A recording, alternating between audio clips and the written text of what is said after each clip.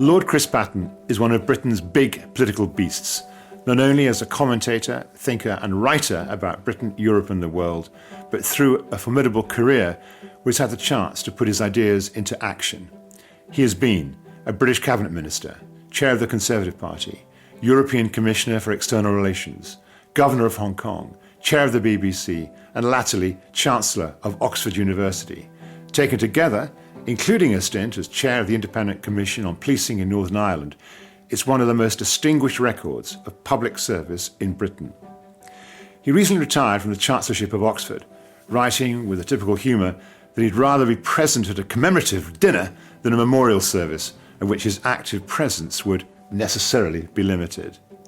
All his predecessors had died in office, whatever their health. It was time to break with that tradition. Hardly a Conservative position for a former chair of the Tory party, but for those who know him, it was unsurprising. Lord Patten has tried to put the good of whatever institution he has served first, true to a rich tradition in British political life, liberal conservatism, of which he is a member, but which currently, I suspect he would agree, is under siege. Welcome to the We Society podcast. A lot to discuss. Thanks very much indeed, Will. Now, the first question I'm going to ask is the same as I ask all our guests. Now, when you were invited to be on the We Society podcast, I mean, what was your first thought? You had We Society, curious name, or what was the first thoughts that came into your mind? How would you understand that phrase? The first thing that I thought about was the whole business of identity politics. And I've written from time to time about what we means and who we are. And I've sometimes written about that in relation to things which I can't stand, like the most limited sorts of English nationalism. And some people would still define we like the Flanders and Swan song. The English, the English, the English are best. I wouldn't give tuppence for all of the rest. But that sort of we is not what I like. What I think of as we is a tradition, a community which is civil, which is clubbable, which is courageous when it needs to be, which has a shared history, but is very tolerant about people who have different views about that history. So that's my we. And I realise that to some extent I've come to that judgment because of the things that have happened to me down the years, beginning with being an undergraduate in Oxford, where my moral tutor, this was a young Catholic scholarship boy, my moral tutor was the greatest Marxist historian of the last, one of the two greatest of the last 70 or 80 years, an atheist Marxist, who I think was one of the reasons why I learned... This is Christopher Hill? This is Christopher Hill, yeah, the great 17th century historian. I learnt the difference between a quarrel and an argument. And I think that's at the root of my understanding of what we means. I think that's pretty congruent with what we try to do on this podcast. First question, I guess, is that looking at contemporary Britain, if you had to identify 2, 3 things that you believe social science should address, this is a social science podcast, in which you think whatever government of the day should address, what would those things be? Well, they'd be related to the views of my favourite political philosopher, Michael Oakeshott. And you wouldn't take his views on married life, I don't think. He sort of moved on a lot in that department. As Iris Murdoch would be able to tell you if she was still alive. But I think he's the most wonderful and balanced philosopher about consensus and accommodation and the importance of institutions and the importance of ultimately, even if you think that you need to be very careful about changing things lest you make them worse. I mean, the passage in one of his books which expresses that most clearly begins by saying that, ends by saying that the most important thing in life is that present laughter is more important than ultimate bliss. And I think to some extent we've been knocked about, first of all, by a lack of commitment to any sort of philosophy or any sort of philosophy which reflects that. Secondly, I think we've been knocked about by forgetting about civility and clubability and those other things of his. We've been affected by the fact that both our main political parties have been corroded over the last few years partly by their own internal democracy. And I think we're in a mess partly because of that. Would we say now, like sort of Pericles, that our system was an education to the world? I mean, what do you boast about? No. Parliament, which has taken back control, thank you very much.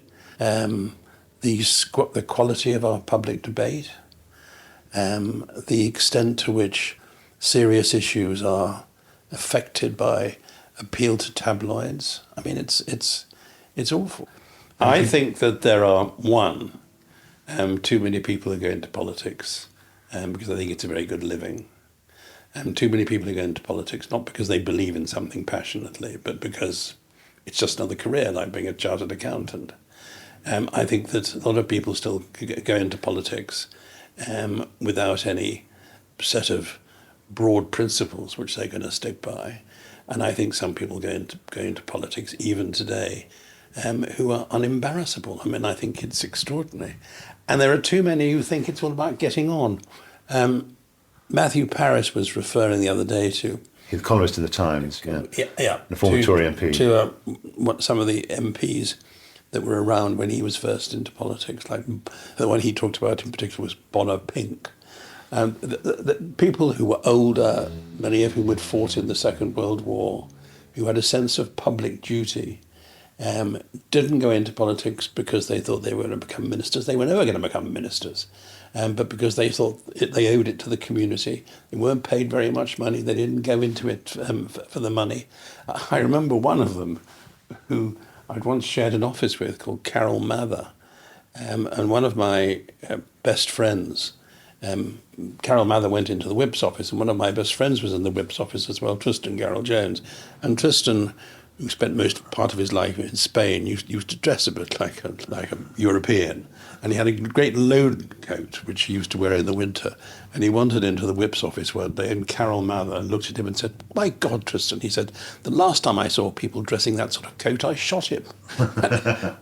So there was that sort of generation of MPs who were just there to do some good for their community. And it was the same on the Labour Party side with councillors and trade unionists who never thought they'd become Chief Secretary of the Treasury or would have hated the idea and maybe propped up the bar in the House of Commons too much. But nevertheless, decent people who were doing what they thought was their service for the community. If a political scientist is kind of listening to this and thinking, you're right, there is this degradation kind of the public square, what reforms could you imagine might make it better?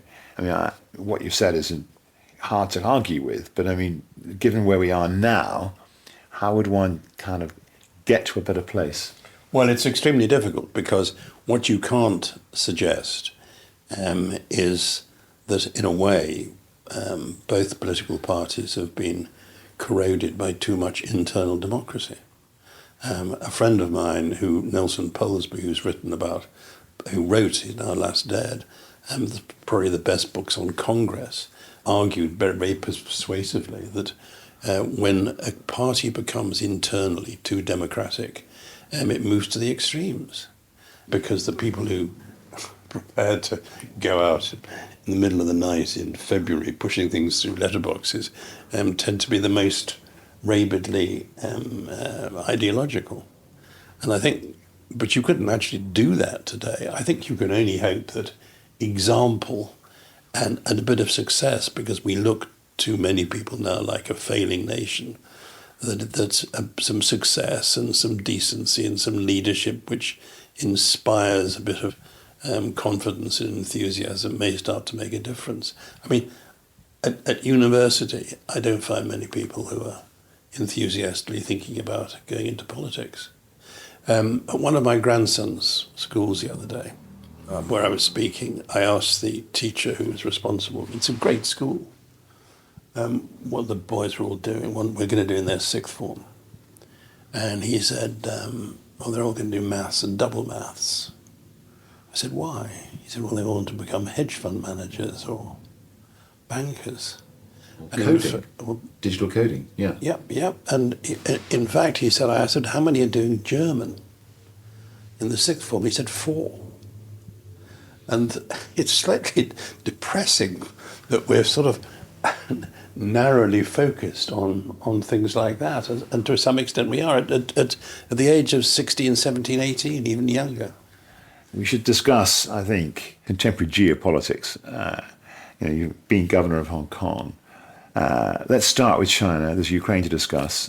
The Americans are just about to give TikTok 9 months to kind of dispose of their ownership in the States, because they say the users of TikTok, over 100 million of them in America, could be exposed to the Chinese Communist Party having their data. It's part and parcel of a growing suspicion in the West about China's intentions. Do you share those? Yeah, I do. And I'm surprised that we've spent so long wondering about whether we could call China a threat.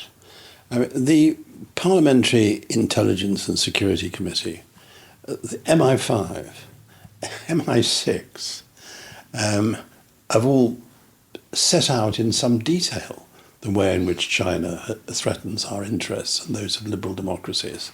And for me, it's an open and shut argument. When Xi Jinping came to power, one of the first things he did was to give an instruction to the party and government cadres that they should wage an intense struggle against, and then they list all the things which are dangerous to, which are an existential threat to Chinese communism. Parliamentary democracy, freedom of speech, freedom of association, civil society. They go through what looks like a perfect description of, say, Hong Kong. And if they were saying that they had to fight all these things, it didn't mean that you could regard them as anything but a bit of a threat. So it's not the West going back into sort of Cold War attitudes to take that view. It is actually happening. Yeah. And it's happening with cybersecurity, attacks. Anne Applebaum, whom I have huge admiration for, wrote a piece recently about Taiwan, saying that people say, will there be a war against Taiwan? There's already, in a sense, a war on Taiwan. If you look at what the Chinese are doing with cybersecurity in relation to Taiwan and how the Taiwanese are reacting. So what I say is not a criticism of Chinese people or the Chinese nation. The people who worked for me in Hong Kong were Chinese. They were Chinese patriots. But they didn't define their patriotism in terms of whether they loved the Communist Party. The people who formed the public in Hong Kong, rewriting the history books, the communists, after, in the last few years, have said that Hong Kong was never a colony. It was an occupied territory. Well, who occupied it? It was occupied by refugees from communism, who'd found a great sort of moral affront to the Chinese communists, had found refuge in a British colony, for God's sake. So my first point is that we should be open-eyed about China. We shouldn't be deluded. And sooner or later, I hope, that there'll be the sort of changes in China which we were starting to see in a way with Zhu Rongji and Jiang Zemin and so on in the past. But we have deluded ourselves. It's a far cry from Deng Xiaoping. I know. With collective leadership. When China joined the WTO, Tony Blair said the Chinese road to democracy was now unstoppable. Well, there was understandable that self-delusion that sooner or later... That was shared by the Americans. Yes, Bill Clinton shared that. But it's actually a Marxist view that economic change will produce, and technological change will produce political change sooner or later. Well, maybe, but it could be a lot later. So the first point is that we shouldn't kid ourselves about China. We should want to work with China when it's in our interest and the globe's interest. We should continue to talk to them about matters of common interest, but we shouldn't be frightened by them.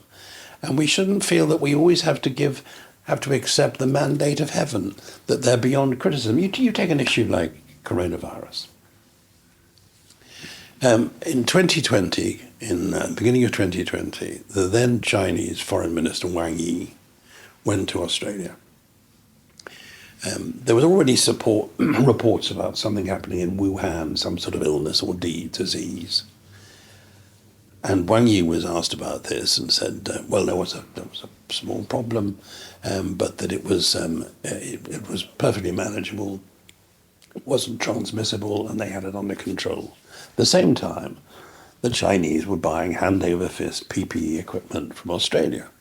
So not surprisingly, the Australians, when everybody saw what was happening, said that WHO should have a look at it. At which point, the Chinese, horrified, announced they're not going to buy anything from Australia. Barley, iron ore, Western Australian wines. Of course, sooner or later, they had to, because they needed them. But for a time, people were taking we can't ever annoy the Chinese because they'll stop doing business with them, despite the fact that they have huge surpluses with us. For example, Europe. For example, Britain. It's asymmetric. It's asymmetric. So the first thing I feel strongly about is that we shouldn't treat China as though it was totally different from every other country. It's not. If you enjoy the We Society podcast, you may also enjoy the Slow Newscast from Tortoise Media. The Slow Newscast is an investigative podcast that aims to tell a fresh, exciting story each week by focusing on the stories that really matter in the UK and around the world. From the war in Ukraine, the downfall of Boris Johnson, to true crime and injustice and real-life mysteries, the Slow Newscast team is devoted to narrative investigations. From a startup newsroom with a different approach to journalism, the Slow Newscast offers a more in-depth take on a single story than the flurry of daily news. There'll be fresh investigations looking at everything from extreme sports to corruption and assassinations. So if you want to slow down, look up the Slow Newscast wherever you get your podcasts.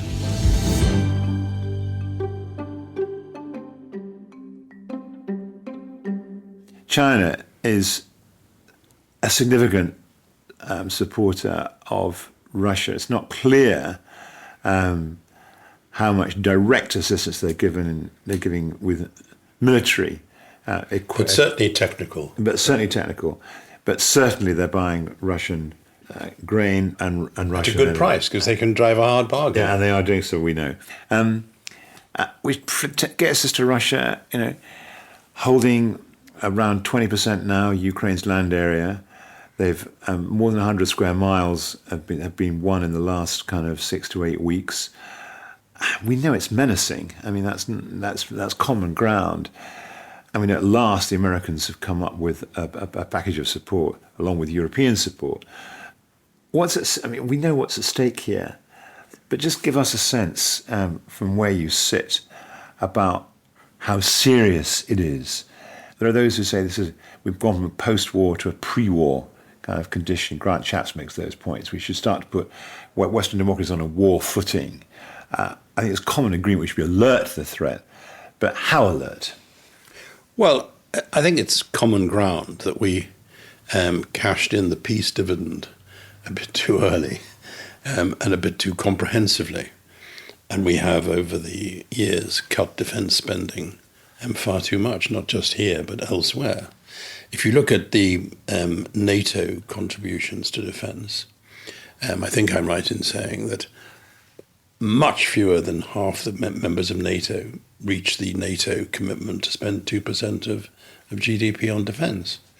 And when you look at some budgets, Belgium, for example, and consider that the amount of their defence spending which has to go on pensions, you start to think that what they're actually giving the world is the best defended pension fund existing.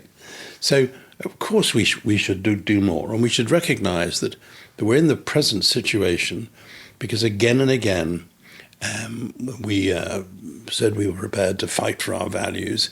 Again and again, Putin didn't believe us and turned out to be right.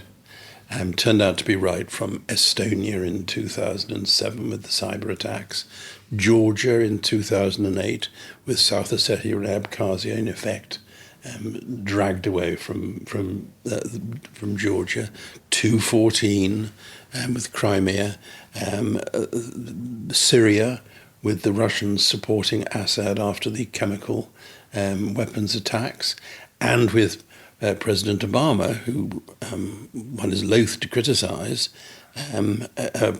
saying that use of chemical weapons would be a red line. And then the red line turned out to be very pink. And if at each of those occasions President Putin calls our bluff and gets away with it, it's not surprising. He thought he could do the same with Ukraine. And the main reason why he hasn't got away with it in Ukraine isn't because of us. It's because of the Ukrainians, who have fought so spectacularly, so gallantly for their own nation, which isn't a core part of Russia. And it's part of the Putin sort of Tsarist paranoid view of the world that makes him think it is.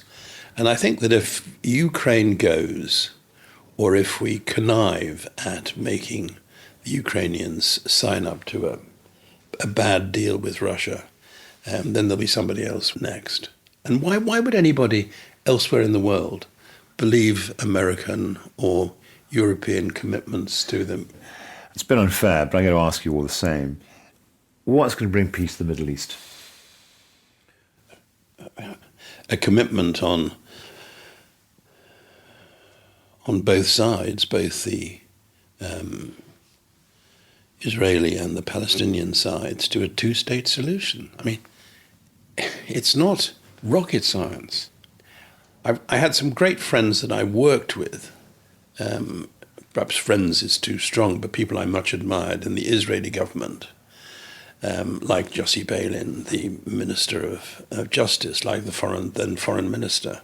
They were passionate supporters of Israel, but recognized that the best way to support Israel was to have an accommodation with the Palestinians, which would stop another generation of people killing one another. And they've been driven out of politics by Netanyahu politics.